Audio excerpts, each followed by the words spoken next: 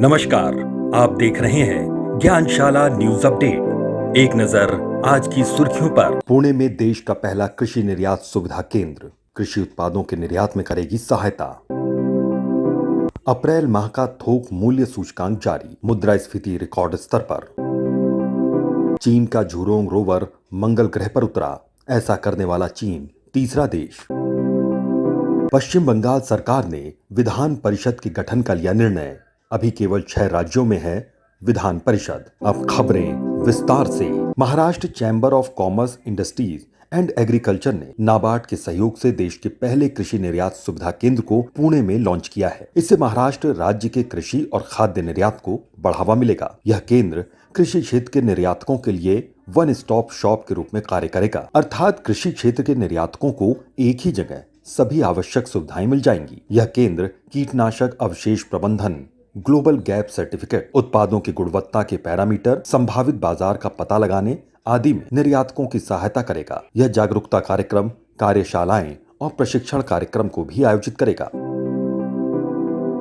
Department for promotion of industry and internal trade यानी उद्योग और आंतरिक व्यापार संवर्धन विभाग ने अप्रैल 2021 महीने के लिए थोक मूल्य सूचकांक जारी कर दिया है। थोक मूल्य सूचकांक आधारित मुद्रास्फीति अप्रैल 2021 में 10.49% के रिकॉर्ड ऊंचाई पर पहुंच गई है। आम बोलचाल की भाषा में बात करें तो महंगाई बहुत अधिक बढ़ी है। अप्रैल 2021 का यह आंकड़ा अप्रैल 2010 के बाद सबसे ऊंचा आंकड़ा है। मुद्रास्फीति की दर की गणना के लिए थोक मूल्य सूचकांक में शामिल वस्तुओं को 3 वर्गों में बांटा जाता है। पहला प्राथमिक वस्तुएं, जिसे पुनः खाद्य और गैर खाद्य वस्तुओं में विभाजित किया जाता है। इस सूचकांक में प्राथमिक वस्तुओं का भारांश 22.62% है। इन प्राथमिक वस्तुओं की महंगाई 10.19% बढ़ी है। दूसरा वर्ग ईंधन तथा ऊर्जा का है। इसका भारांश 13.2% है। ईंधन तथा ऊर्जा वर्ग में अप्रैल 2021 के लिए मुद्रास्फीति 20.94% है। तीसरा वर्ग विनिर्मित वस्तुओं का है,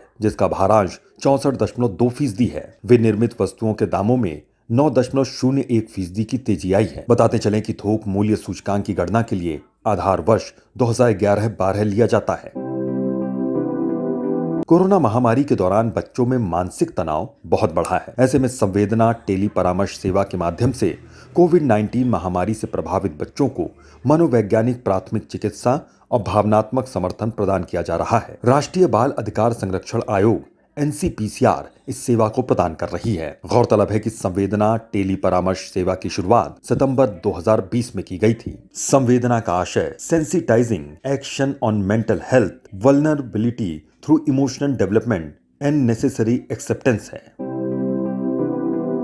चीन ने मंगल ग्रह के लिए जो तियानवेन 1 मिशन भेजा था, उसका रोवर सफलतापूर्वक मंगल ग्रह की सतह पर लैंड कर गया है। इसी के साथ चीन मंगल ग्रह पर अन्वेषण करने हेतु रोवर भेजने वाला विश्व का तीसरा देश बन गया है। इससे पहले रूस और अमेरिका मंगल ग्रह पर रोवर भेज चुके हैं। चीन का रोवर झुरोंग मंगल ग्रह के उत्तरी गोलार्ध में स्थित यूटोपिया प्लेनेटिया नामक एक बड़े मैदान में उतरा है। बता दें कि रोवर का नाम चीन के अग्नि देवता के नाम पर झुरोंग रखा गया है। हालांकि भारत का मार्स ऑर्बिटर मिशन या मंगलयान सितंबर 2014 में मंगल की कक्षा में पहुंच गया था, लेकिन इसमें रोवर नहीं था। भारत, अमेरिका, रूस और यूरोपीय संघ के बाद मंगल ग्रह की कक्षा में पहुंचने वाला चौथा राष्ट्र था, और वह भी अपने पहले प्रयास में।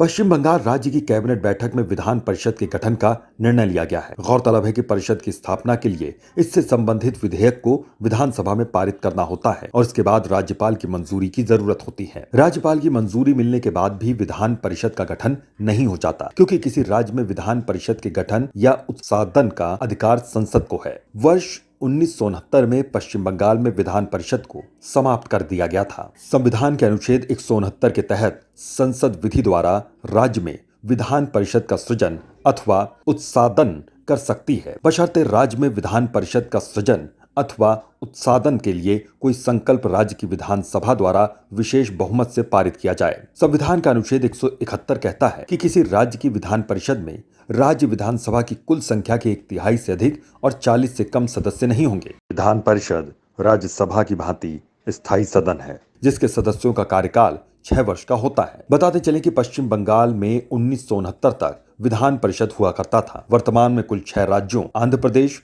तेलंगाना, महाराष्ट्र, बिहार, उत्तर प्रदेश और कर्नाटक में विधान परिषदें हैं। राजस्थान सरकार ने ब्लैक फंगस को महामारी एवं अधिसूचित रोग घोषित किया है। इससे पहले हरियाणा सरकार भी ब्लैक फंगस को अधिसूचित रोग घोषित कर चुकी है। राजस्थान महामारी अधिनियम 2020 के तहत म्यूकरमाइकोसिस या ब्लैक फंगस को संपूर्ण राज्य में महामारी और अधिसूचनीय रोग अधिसूचित किया गया है। अधिसूचित रोग वे रोग होते हैं जिसकी सूचना सरकारी प्राधिकारियों को देना बाध्यकारी होता है। सामान्य तौर पर अधिसूचित रोग के मरीज मिलने पर डॉक्टरों तथा स्वास्थ्य क्षेत्र में कार्यरत अन्य प्रोफेशनल्स को इसकी सूचना जिले के मुख्य चिकित्सा अधिकारी को देनी होती है। यह सरकार को बीमारी के प्रसार की जानकारी एकत्र करने, बीमारी की निगरानी करने और प्रारंभिक चेतावनियां निर्धारित करने में मदद करेगा। बताते चलें कि स्वास्थ्य क्षेत्र राज्य सूची का विषय है। इस कारण किसी बीमारी को अधिसूचित रोग घोषित करने और इसे लागू करने की जिम्मेदारी राज्य सरकार की होती है। नेचर पत्रिका में प्रकाशित एक अध्ययन के अनुसार अंटार्कटिका की बर्फ की चादरें जलवायु परिवर्तन बिंदु की ओर तेजी से बढ़ रही हैं और यही स्थिति रही तो वर्ष 2060 तक क्लाइमेट टिपिंग पॉइंट्स तक ये पहुंच जाएगी। टिपिंग पॉइंट वह बिंदु होता है जहां से एक छोटा सा भी परिवर्तन पूरे सिस्टम को एक नई स्थिति में धकेल सकता है। अंटार्कटिका पर बर्फ के कई विशाल खंड हैं। ग्लोबल वार्मिंग के चलते अंटार्कटिका की निचली परत गर्म पानी से तेजी से पिघल रही है और बर्फ के विशाल खंड अस्थिर होते जा रहे हैं। कोविड महामारी के इस दौर में उन लोगों की संख्या तेजी से बढ़ी है जो इंटरनेट पर लगातार बुरी खबरों को देखते रहते हैं और खोजते रहते हैं। इंटरनेट पर लगातार बुरी खबरों को देखते रहने और खोजते रहने को डूम्सडे सर्फिंग कहते हैं। डूम्सडे सर्फिंग चिंता का विषय है क्योंकि लगातार बुरी खबरों को देखते रहने से मानसिक अवसाद, चिंता, तनाव में बढ़ोतरी होती है जो कई अन्य बीमारियों का कारण बनती है। इन्हीं खबरों के साथ आज की अपडेट समाप्त होती है। नमस्कार।